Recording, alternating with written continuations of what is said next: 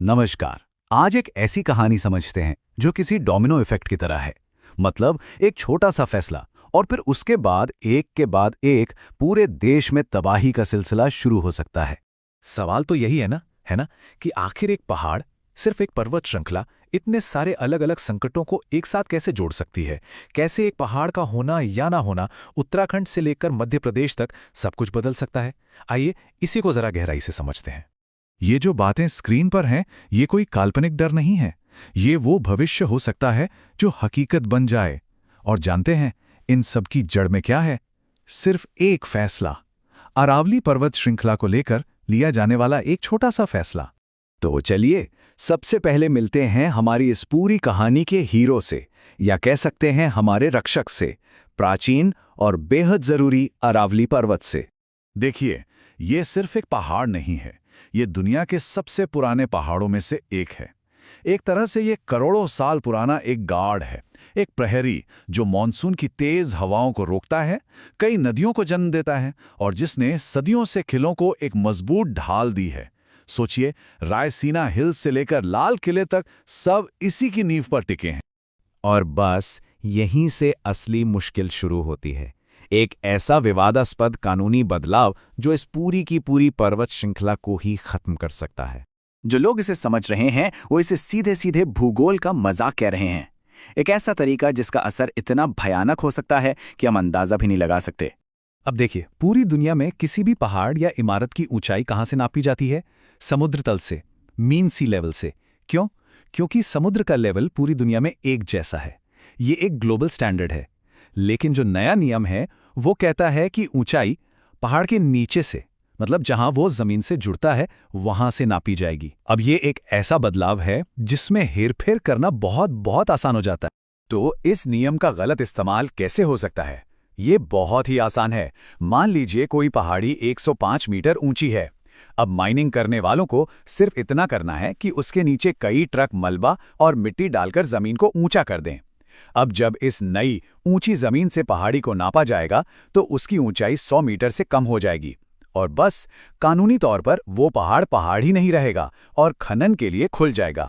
तो अब देखते हैं कि ये एक बदलाव, ये एक लूपहोल कैसे पूरे देश में एक के बाद एक आपदाओं की चेन शुरू कर देता है।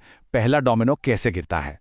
पहला और सबसे सीधा असर वो पड़ेगा हिमालय की गोद में बसे राज्य उत्तराखंड पर। असल में अरावली एक स्पीड ब्रेकर की तरह काम करती है, जो तेज रफ्तार से आते मानसूनी बादलों को धीमा कर देती है। अब सोचिए, अगर ये स्पीड ब्रेकर ही हटा दिया जाए तो क्या होगा? ये बादल अपनी पूरी रफ्तार से सीधे जाके हिमालय के पहाड़ों से टकराएंगे और नतीजा अचानक आने वाली बाढ़, बिल्कुल वैसी ही जैसी हमने 2013 में केदारनाथ में देखी थी। और ये कोई एक बार की घटना नहीं, बल्कि हर साल की कहानी बन सकती है। अब ये असर पूरब की ओर बढ़ता है और पहुंचता है गंगा के मैदानी इलाकों तक, यानी उत्तर प्रदेश और बिहार। ये कनेक्शन थोड़ा हैरान करने वाला है, पर इसे समझिए। जब अरावली की दीवार नहीं होगी तो थार रेगिस्तान की रेत और धूल सीधी उड़कर हिमालय के ग्लेशियरों पर जाकर जम जाएगी।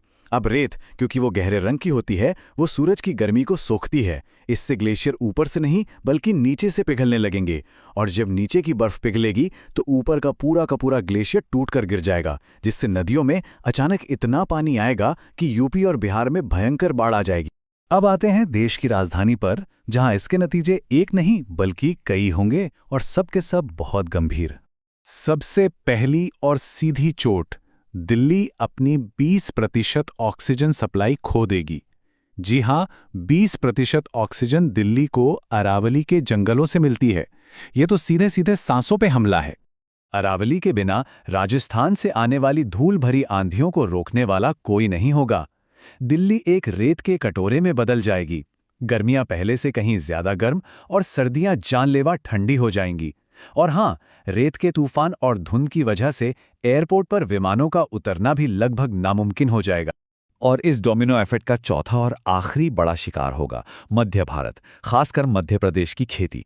देखिए, वेस्टर्न डिस्टर्बेंस नाम की हवाएं होती हैं जो सर्दियों में बारिश लाती हैं, जिन्हें अरावली की दीवार रोक लेती है। जब ये दीवार ही नहीं होगी तो ये हवाएं बिना रुकी सीधी मध्य प्रदेश में घुस जाएंगी। नतीजा, सर्दियों में बेमौसम बारिश, और ये बारिश गेहूं और सोयाबीन जैसी फसलों को पूरी तरह से तबाह कर देगी। पूरा का पूरा कृषि चक्र बर्बाद हो जाएगा।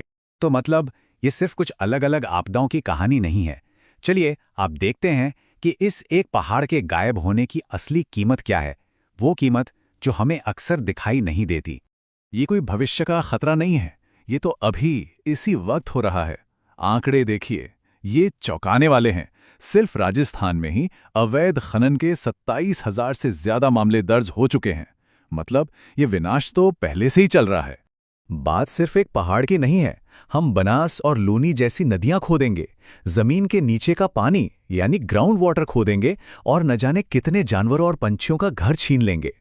हमारे शहरों में जो बड़ी बड़ी इमारतें बन रही हैं, उनका पत्थर इन्हीं पहाड़ों से आ रहा है। लेकिन इसकी जो असली कीमत हम चुका रहे हैं वो बहुत ज्यादा है।